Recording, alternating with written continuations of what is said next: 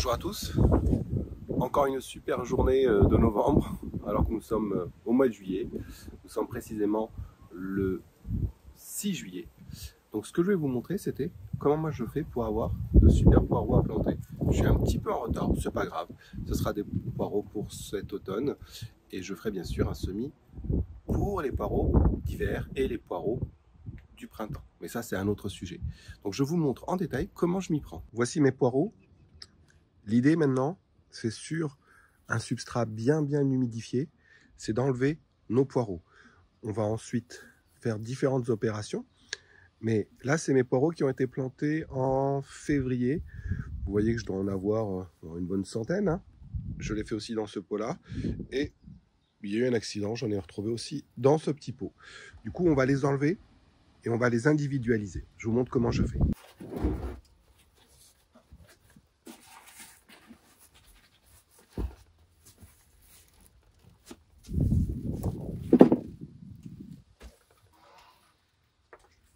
Alors là, j'ai un fenouil qui a poussé par accident. Alors, je récupère toutes mes terres, hein, comme ça je peux la réutiliser. Et ça, je vais le donner au lapin.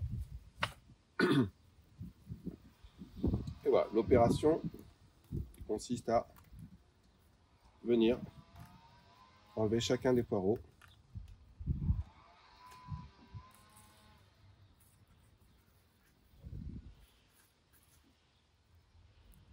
Voilà.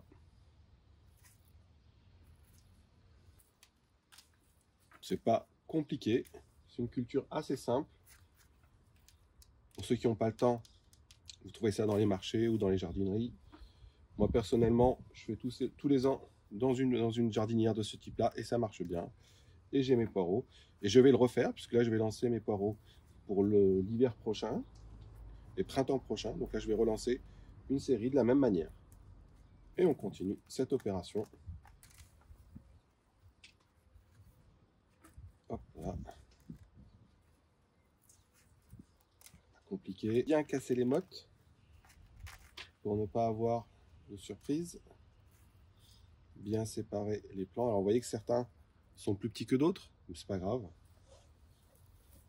Et donc durant toute la période où mes poireaux étaient dans la jardinière, j'ai arrosé avec des mélanges, on va dire enrichis, avec de la cendre, donc de la potasse, avec des solutions azotées, histoire de donner à manger à toutes ces plantes, puisque le poireau, hein, on ne peut pas dire contrairement à l'oignon, mais c'est une plante qui est quand même très gourmande, hein, donc il faut l'alimenter si vous voulez avoir des jolis fûts pour démarrer vos semis, vos repiquages plus tard.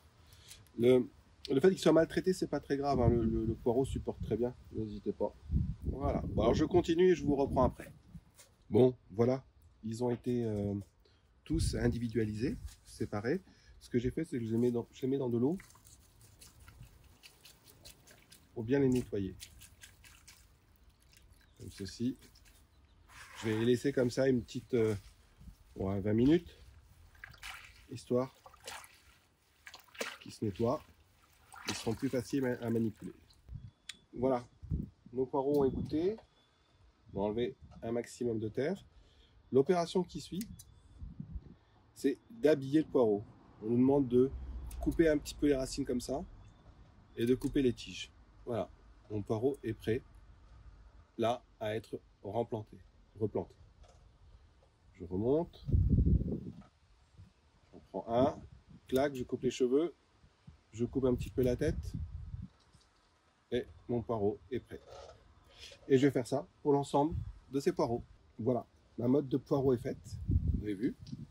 Je n'ai pas compté, mais je dois en avoir 100, 120. Donc maintenant, ce que je vous propose, c'est qu'on aille les planter au grand potager. Je vais vous montrer comment je m'y prends. En fait, si t'es pas abonné, tu penses à t'abonner, hein, c'est important. Voici comment je procède. Entre chaque pic de ma grelinette, il y a à peu près 15 cm. Donc je vais venir planter ma grelinette sur une bonne vingtaine de centimètres, comme ceci. Je donne des coups de part et d'autre et mes trous sont faits. Je n'aurai qu'à venir planter mon poireau. Et je fais ça sur toute la ligne. Voilà, avec cette technique, je fais à chaque fois 5 trous. Et ça me fait gagner un temps dingue, vous verrez, lors de la plantation. Alors, si vous n'avez pas de grelinette, vous pouvez utiliser un plantoir. Un peu plus lent, mais ça marche très bien aussi. J'ai longtemps fait avec un plantoir. Alors, pour planter votre poireau, vous voyez, oui, il fait 20-25 cm. N'hésitez pas à le planter profondément dans votre trou. Voilà. Et là, en fait, la partie blanche qui est au fond, elle va vous donner le fût. C'est la partie blanche qu'on aime bien. Vous pourrez le buter plus tard pour qu'il y ait moins de vert. Mais plus vous aurez le blanc, et plus votre poireau sera, on va dire, riche avec cette partie qu'on aime tant. Merci Madame la grelinette. Donc c'est un effort à faire, mais qui n'est pas si important que ça. Reste maintenant à reboucher les trous, et pour reboucher les trous, j'ai une technique. Regardez, je prends l'arrosoir et je viens tout simplement remplir le trou. Ce qui va se passer, c'est que le trou va se boucher avec la terre en coulant par-dessus et pas besoin de repousser l'eau. Voilà, c'est une technique qui est simple et efficace. Je ne vous ai pas parlé de l'enrichissement de la terre. En fait, ce secteur-là, je vous montrerai le lien là-haut d'une vidéo précédente. J'ai voulu faire pousser des carottes. Du coup, j'ai mis ici du compost, du terreau et des granules sur une couche de chanvre pour éviter l'enherbement. Donc ça n'a pas très bien marché, mes carottes n'ont pas poussé, je pense à cause des limaces, hein, ça a été un ravage. Du coup, j'utilise le même substrat qui n'a pas été utilisé, donc il est enrichi. Pour les poireaux, ça va être l'idéal. Vous avez vu, c'est pas compliqué, il suffit d'un peu de patience, un petit peu de coup de ciseau, puis un peu d'huile de coude. Comme je vous l'ai dit, là je relance donc tout de suite la plantation de mes semis pour mes semis de poireaux que je ferai au mois de septembre, voire au mois d'octobre, qui me permettront d'avoir du poireau fin d'hiver et au printemps. Bon, alors si vous avez aimé cette vidéo, vous n'oubliez pas de vous abonner comme d'habitude, d'activer les petites alertes, puis je vous dis à bientôt pour d'autres vidéos.